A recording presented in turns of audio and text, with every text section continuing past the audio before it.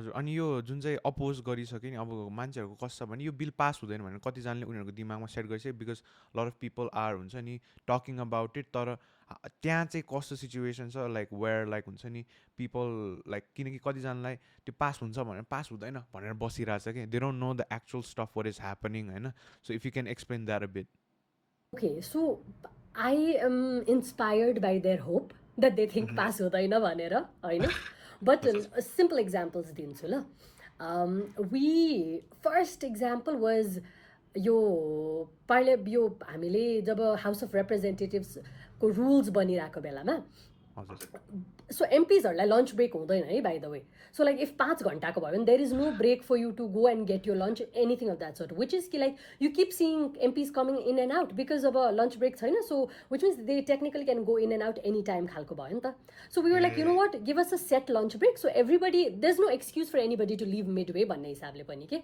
But also lunch brake त चाहियो नि त अनि त्यो गर्नलाई दे डिड नट अग्री के सिम्पल आस्क हो नि it's a good thing which everybody if like हामी सब क्लासरुममा छौँ भने हो लन्च ब्रेक चाहियो भने त वी वुड अग्री होला नि त but they did not agree just because त्यो अपोजिसन पार्टीको मेम्बरले राखेको अमेन्डमेन्ट थियो अनि ruling party is the majority so they were like no है सिम्पलेस्ट इक्जाम्पल दिँदाखेरि के अर्को भनेको अब इज मिडिया रिलेटेड बिल है कि अस्ति पब्लिक ब्रडकास्टिङ बिल आयो होइन public broadcasting bill so media independent हुनुपर्छ राइट वी अग्री होइन रेडियो नेपालले नेपालको गुड थिङ्स मात्र भन्ने हो कि नेपालको ब्याड थिङ्स पनि भन्ने हो एक्ज्याक्टली नेपाल टेलिभिजन पनि same right but if both of these media houses come under गभर्मेन्टको control do you think they will ever say bad things about the government हो वी सेड यो हुनु हुँदैन right but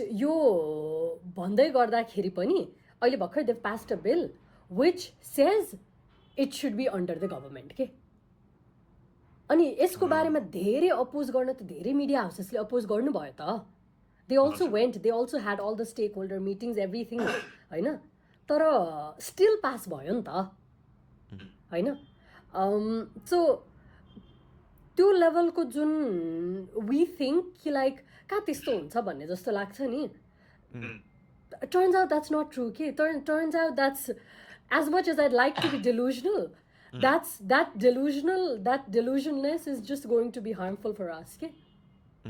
So, ekdam realistically भन्नु पर्दाखेरि they will most likely pass the bill. And what we need to understand is, like, किन okay, I think यो हामीले किन यो बिल आइरहेछ भन्ने कुरा पनि बुझ्नुपर्छ के they're shutting down all anonymous accounts, which means every meme page, every routine of Nepal बन्द गरिदिनु भएको छैन किनभने टेक्निकली देयर इज नो तिम्रो त्यो के अरे अनोनिमस अकाउन्ट भइदियो नि त अथवा like there are so many meme pages right हामीले I don't know if you had this but like growing up we had lots of confession pages के राइट अनि एक्ज्याक्टली अनि there are many of these pages where people do want to voice their opinions but they don't feel safe right And maybe they're also not interested in being seen and known. Not everybody cares about having their face out there. And when you're shutting all of this down, why is this an attack against this? Why is it an attack against memes or trolls? Is also because we as a generation, we speak in trolls and memes. Okay? Like if I walk in a certain situation, मेरो दिमागमा meme बच्छ के यो गीत हुन्छ नि, you get what I mean? So that is how we relate to our society and how we exist and function as well. Okay? It is a huge part of our expression पनि नि त so त्यो entire कुरालाई तिमीले बन्द गर्न खोज्नु भनेको इज एउटा एन्टायर जेनेरेसन स्ल्यास अपकमिङ जेनेरेसनको वे अफ कम्युनिकेसनलाई नै तिमीले बन्द कि बनाएको पनि भएको but also these pages, these platforms, all of this and these groups as well have been the whole foundation / one of the biggest contributors of rising of alternative forces in Nepal. Balanko rise huncha, new parties harko rise hos, various different people who ran as independents, right? A lot of the endorsement, a lot of your mass media reach haru sabai यो pages ko through bata bhayo ni ta. As they're shutting this down, what they're telling us is ki like 2084 मा election आउँदैछ, इलेक्सनको अगाडिको we will shut all of these platforms down, we will shut all of these avenues down so that there are no new forces that can come up भन्ने हो कि.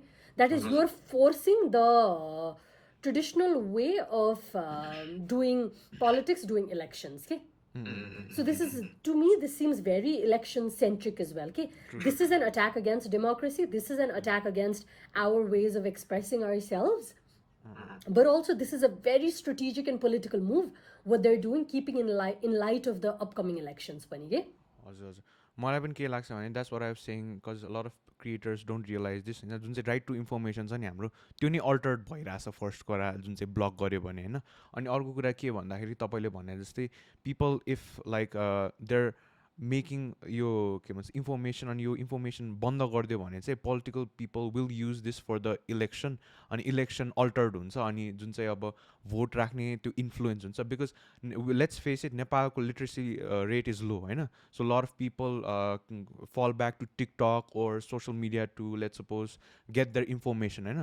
त्यही नै Altered भइदियो, त्यही नै अब लेट्स सपोज एउटा पोलिटिकल पार्टीलाई एउटा पेडेस्टलमा चढाउनलाई नेरेटिभ सेट गरिदियो भने I think the elections will be altered. Okay, that's what I think. Yeah, which is त्यो भनेको त ब्रेन वाश गर्न पायो नि त. तिमीसँग जति we act based on the amount of information that we get, right? We make informed decision based on the limited amount of information we get. So if we don't get that information, we will act based on what they feed us, right? Ani think about it. I don't know if you remember, but like Balanko campaign हुँदाखेरि mainstream media did not cover him. Yeah. Which means he used his social media, okay?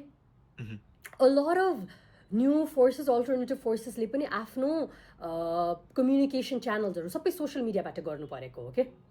There's a, if you look at the coverage को कुराहरू हिसाबले पनि you can make that, you can clearly see, okay? And if not saying that the mainstream media likes this bill, I'm not saying that. They have their own grievances with regard to this bill. तर what it will create is an environment where, say, we get a lot of our information from, say, your Awaz News भन्ने online platforms, right? Or No Next Question ले हालेको poster, or Routine of Nepal बन्द ले हालेको पोस्टरहरू, right? So यो सबै पेजेसहरूले कति कुराहरू राख्दै गर्दाखेरि कुन कुरालाई नेसनल इन्ट्रेस्टको लेबल अगेन्स्ट नेसनल इन्ट्रेस्टको कुरा लेबल लगाइदिन्छ भन्ने ग्यारेन्टी छैन के. किनभने अनि अल्सो अर्को कुरा भनेको सिटिजन जर्नलिजम, राइट? नेपालमा अहिले जस्तै मैले जब यो हाम्रो यो बाढी आएको थियो नि अस्ति अक्टोबर रेन्जको कारणले 2-3 दिन मजाले पानी परेर, त्यो बेलाको मेन स्ट्रिम मिडियामा त्यो लेभलको कभर भएको थिएन जति द अमाउन्ट अफ त्यो ड्यामेजको बारेमा information I got through TikTok के. त्यो भनेको मान्छेले भइरहेको कुराहरू रेकर्ड गरेर राखेको थियो नि त. सो त्यो at what point is it going to be नेपालको इमेज एकदम बिगार्यो भन्ने किसिमले के. And this reminds me, this goes back to like I can't help but keep thinking के. जस्तै पहिला हामीलाई स्कुलमा हुँदाखेरि के स्कुलको बेलामा स्कुलको बारेमा केही नराम्रो भन्यो भने तिमीले स्कुलको बेइज्जत गर्यो भनेर गाली गर्थ्यो नि त. कति धेरै स्कुल्सहरूले कन्फेसन पेजेसहरू बन्द गर्यो किनभने स्कुलको बेइज्जत गर्यो भनेर के, होइन?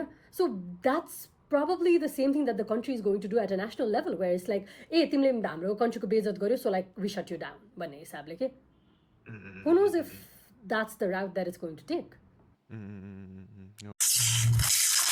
2 years ago, I discovered one of the juiciest burgers in town, served by Tease Your Palate, and guess what? I'm thrilled to announce that they're sponsoring this video, and they've also opened a sister venture by the name Sicily by Tease. With the same service and with the same quality, they're serving you some delicious pizzas. All the details will be down in the description. Make sure to check them out.